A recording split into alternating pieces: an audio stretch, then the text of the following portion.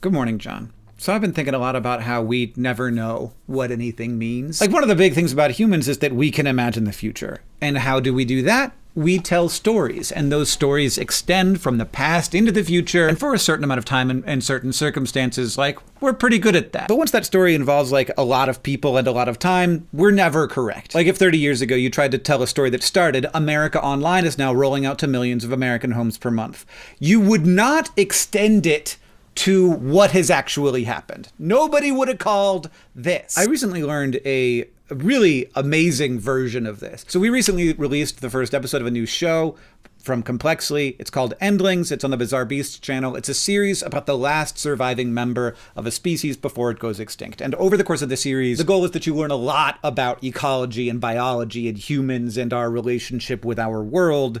It's not just sort of like one-off stories. It's telling like a whole big thing. But the first video centers around Martha, the final passenger pigeon. The video is very good. I'm not going to spoil it for you, but one thing I found out from it was that the passenger pigeons could not have gone extinct without the telegraph. And that seems wrong. So the way passenger pigeons moved around, there are just tons of them. So many. But they didn't have like set places where they would go. They would roost fairly at random based on what trees were doing, and people never knew what the trees were doing, at least not as well as the pigeons did. And when that happened, the locals would get the opportunity to hunt the birds, and they would hunt some of the birds, but you know, there weren't so many people around that they would hunt all of the birds. But then quite quickly, the telegraph spread across the eastern US, and people could suddenly send out a message that said, hey, the birds are in this specific place, and people would travel to those birds and they would hunt en masse. Instead of just some folks, it was as many people as could get there. And that, combined with advances in canning and rail travel, which allowed the birds to reach more distant markets, that's what actually did the passenger pigeon in. My point is, nobody involved in the creation of the telegraph had the thought, I wonder what this is going to do to the passenger pigeons. And if they had had that thought, they would not have then had the thought, boy, I bet it's going to extinct them. I know that the people inventing the telegraph and people finding out about the telegraph, they had all kinds of thoughts about how it was going to change the world. And some of those ideas were right and some were wrong, but they were all very short term. And none of the thoughts had anything to do with birds. These weren't ideas that were correct or incorrect. They were ideas that were not being had. Like, you can tell me a story about how AI is going to extend human life infinitely or how it's going to cause human extinction. But the only thoughts that anyone is having about AI right now that matter are the ones that are like from now until 5 years from now. Those ones are somewhat credible. It's going to be economically weird. This is probably a bubble. It's going to be bad for apprenticeship, for people who are just coming out of school who would otherwise be getting entry-level jobs that are now being done by computers. And whether or not the computers are good at that, you could trust companies are going to try them out. They're going to try to save that money, but that's the very near term.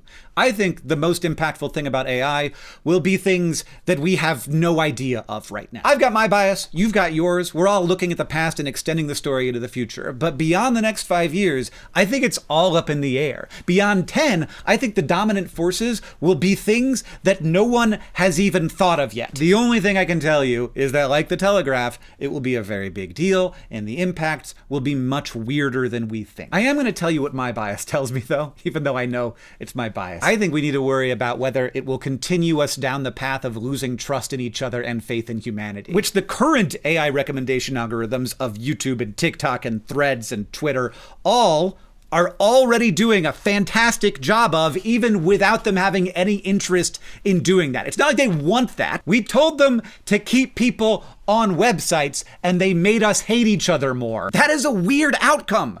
An outcome that you might expect from a sentient AI who wants to take over the world, but that's not why this happened. We just told them to recommend content that people would be more likely to want to watch, and the result was a fraying of the fabric of society. That's a weird outcome. But that, of course, is me focusing on the negative, which is one of the biases all people have.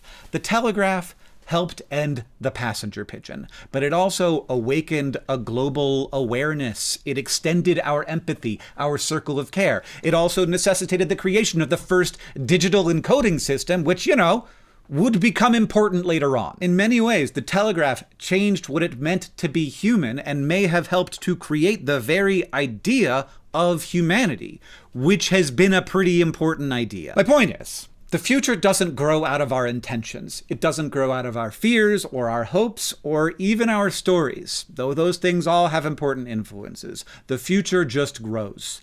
It grows in ways that we never expect. They thought they knew what they were doing when they made the telegraph. They thought they knew what problem they were solving, and they solved that problem, but they had no idea of the problems that would be created by their solution. They had no idea of the philosophies that would be created by their solution. We never know what anything means. We just have to ride our wet, frail living chemistry into wherever it leads us. And since I cannot know where I am going, I have no choice but to be like a little excited to see where we end up.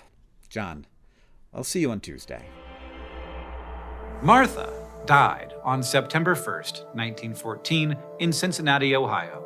She was 29. While it's not unusual for celebrities to die tragically young, Martha wasn't your average Hollywood starlet. She was something even more rare, an Endling, the last member of her species. With her death, the passenger pigeon became extinct. Just a few hundred years earlier, these birds are estimated to have numbered between 3 and 5 billion.